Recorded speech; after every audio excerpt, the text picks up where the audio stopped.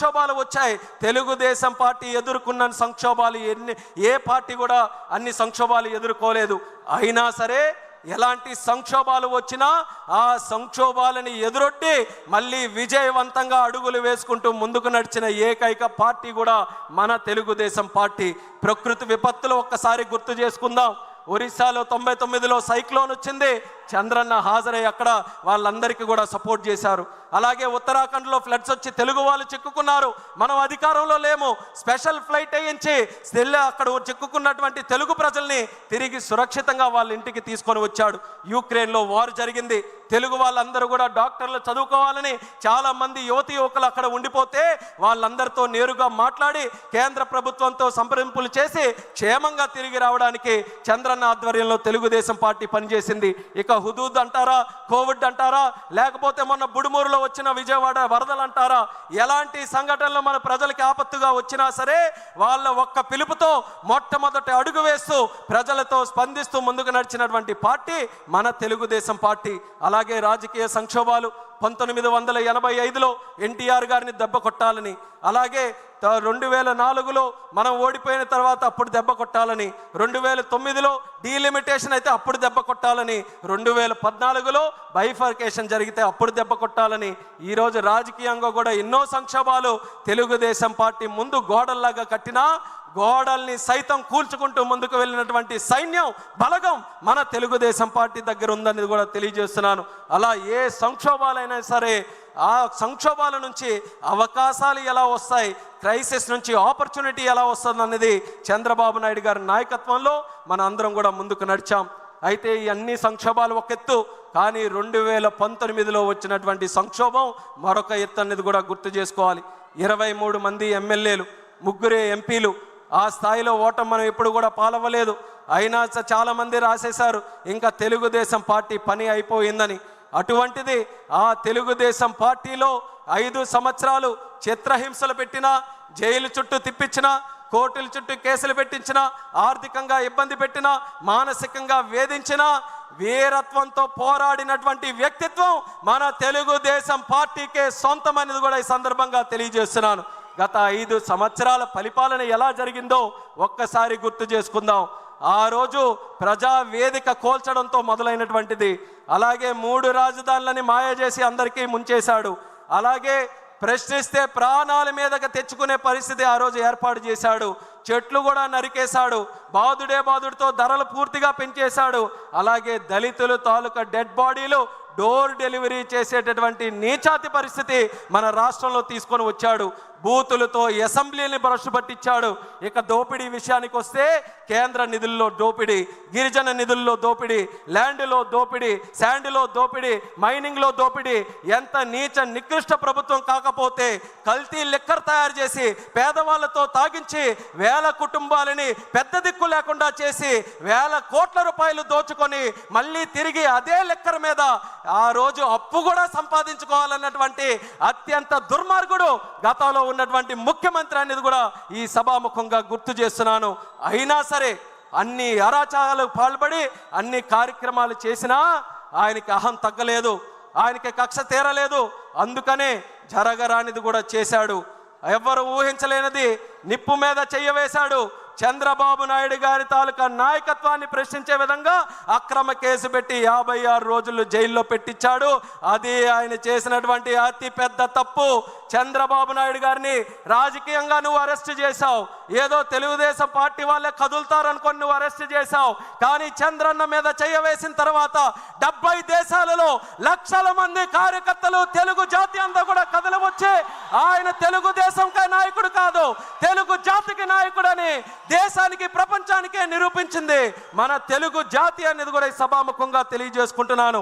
ఆ దెబ్బతో మట్టి కరిచి మీ అందరి తాలూకా సహకారం, మీ అందరి పోరాటంతో 2024 ఎన్నికల్లో ఊహకు అందని విధంగా 94% స్ట్రైక్ రేటుతో ఒకే ఒక్క ప్రభుత్వం ఈ దేశంలో గెలిచింది. అది మన కూటమి ప్రభుత్వం.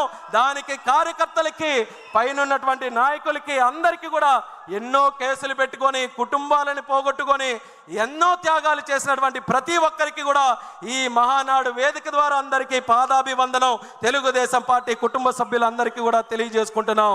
అయితే మనం అనుకున్నటువంటి లక్ష్యం సాధించాం, ప్రభుత్వం ఏర్పాటు చేశాం. కానీ ఇంతటితో ఆగిపోయే ప్రయాణం కాదు తెలుగుదేశం పార్టీది. 43 సంవత్సరాల చరిత్ర అంటున్నాం, అంతటితో సాటిస్ఫై అవ్వలేదు. 40 సంవత్సరాల మరొక చరిత్రకు మనం నాంది పలకాలి. అది మన యువ నాయకుడు నారా లోకేష్ అన్న గారి తాలూకా ఆలోచన. ఆయన ఆధ్వర్యంలో 6 శాసనాలు ఈ మహానాడు ద్వారా మనకు పరిచయం చేశారు. యువశక్తికి మళ్ళీ పిలుపునిస్తున్నా. ఆ రోజు యువశక్తి అంతా భయంతో జగన్ పరిపాలనలో ఉంటే ఆ రోజు ఎవరు కూడా మాట్లాడడానికి ఎవరు కూడా ముందుకు రాని సమయంలో ఒక యువకుడు బాధ్యత తీసుకున్నాడు. రాష్ట్రం కోసం, మన జాతి కోసం, మన యువత కోసం.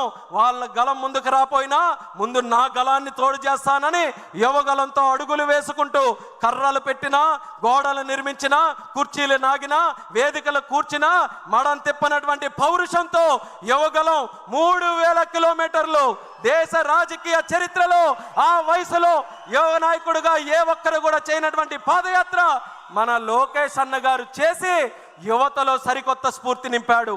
కొత్తగా యువకులకు అందరికీ కూడా రాజకీయాల్లో రావడానికి ఆసక్తి చూశారు.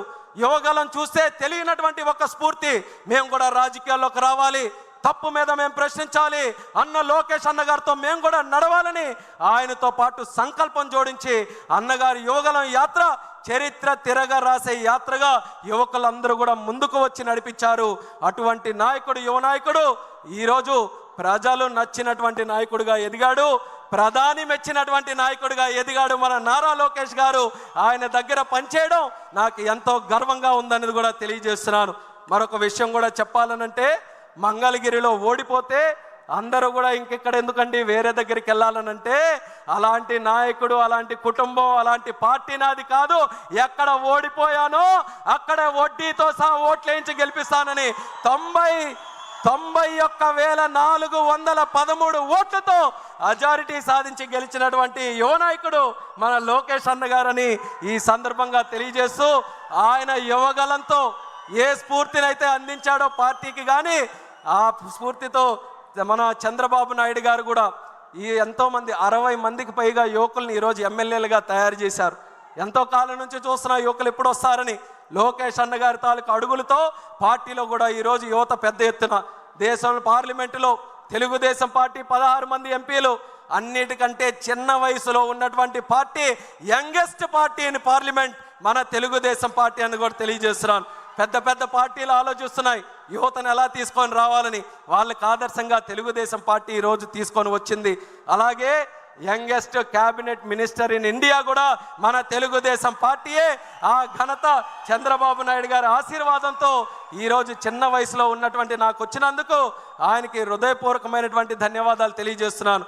12 సంవత్సరాల క్రితం 2013లో హైదరాబాద్లో మహానాడు జరిగితే తెలిసి తెలియని వయసులో ఇదే వేదిక మీద మాట్లాడి చంద్రబాబు నాయుడు గారి తాలూకు ఆశీస్సులు పొందితే 12 సంవత్సరాల తర్వాత ఒక యువకుడిగా కేంద్ర మంత్రి చేశాడనంటే ఆ ఆలోచన చంద్రబాబు నాయుడు గారిది అనేది మళ్ళీ తెలియజేసుకుంటూ, ఇది కేవలం మంత్రుల వరకు, ఎమ్మెల్యేల వరకు మిగిలిపోకూడదు. కార్యకర్తల స్థాయి నుంచి, ప్రజల స్థాయిల నుంచి యువత ముందుకు రావాలి. అందుకనే అన్న ఇచ్చినటువంటి 6 శాసనాలు ఏవైతే ఉన్నాయో ఈ రాజకీయ తీర్మానంగా ప్రస్తావిస్తున్నాం మీ అందరికీ కూడా. ఆ 6 తీర్మానాలు మనకు 6 ఆయుధాలు. ఆ 6 ఆయుధాలు మనకి దిక్సూచి. ఇక్కడ నుంచి రేపు మనం తిరిగి గ్రామాలకు వెళ్ళినప్పుడు గ్రామం నుంచి మనం తెలుగుదేశం పార్టీ చేసే ప్రతి కార్యక్రమంలో ఆ 6 విధానాలని కూడా క్రోడీకరిస్తూ తెలుగుదేశం పార్టీ 40 సంవత్సరాలు, మరొక 40 సంవత్సరాలు చెక్కు చెదరకుండా ముందుకు వెళ్ళడానికి ఏ రకంగా ప్రతి ఒక్కరం కృషి చేయాలో దాని మీద సంసిద్ధంగా అందరూ కూడా ఆలోచించి ఈ తెలుగుదేశం తెలుగుదేశం పార్టీ జాతి ఉన్నంతకాలం, సూర్య చంద్రులు ఉన్నంతకాలం ఆ నాయకత్వం బలంగా ముందుకు నడిపిస్తూ మనం అందరం కూడా ముందుకు పనిచేయాలని ఈ వేదిక ద్వారా ఇక్కడ ఉన్నటువంటి వారందరికీ కూడా తెలియజేసుకుంటూ ఈ రాజకీయ తీర్మానం ప్రవేశపెట్టే అవకాశం ఇచ్చినందుకు చంద్రబాబు నాయుడు గారికి ప్రత్యేక ధన్యవాదాలు తెలియజేస్తూ ఈ కడపలో జరిగినటువంటి ఈ యొక్క మహానాడు ద్వారా ఆశీస్సులు అందించినటువంటి ప్రతి ఒక్కరికి కూడా నా ధన్యవాదాలు తెలియజేస్తూ సెలవు తీసుకుంటున్నాను. జై తెలుగుదేశం! చంద్రబాబు నాయుడు గారి నాయకత్వం, లోకేష్ అన్న గారి నాయకత్వం, జోహార్ ఎన్టీఆర్.